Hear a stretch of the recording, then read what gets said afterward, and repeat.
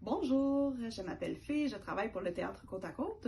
Aujourd'hui, je vous fais une petite capsule en collaboration avec le Jardin Moore dans le cadre du Jardin des Citrouilles, donc le parcours pour les 8 à 15 ans qui aura lieu le 21 et 28 octobre prochain.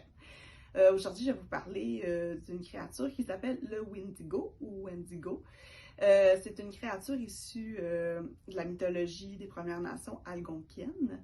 Donc, quand on parle de Wendigo, on parle d'une créature très grande, très forte, très bestiale. Donc, c'est une créature anthropophage, c'est-à-dire qu'elle va se nourrir de chair humaine.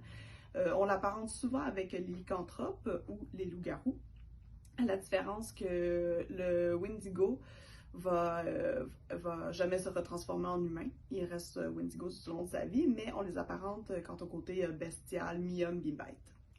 Le Wendigo, c'est une créature comme je vous ai dit, qui a une endurance et une force surhumaine. Cela lui permettait de traquer sa proie sur de très très longues distances pour s'en repaître.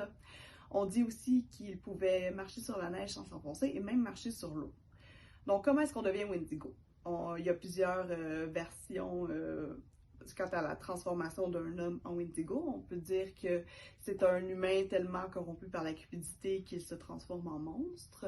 Ça peut être un homme tellement affaibli par la faim et la soif qu'il en devient dénaturé et devient un Wendigo. Ou alors, c'est un humain qui est possédé par un esprit vagabond. Le Wendigo va surtout va avoir comme prédilection comme proie les personnes seules et vulnérables. Ce mythe-là souligne entre autres l'importance de la communauté de rester groupée.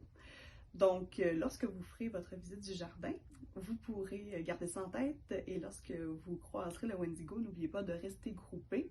Ne courez pas et faites le moins de bruit possible pour ne pas attirer son attention. Donc, c'était tout pour aujourd'hui. Au plaisir de vous croiser au jardin. Je vous souhaite une belle journée.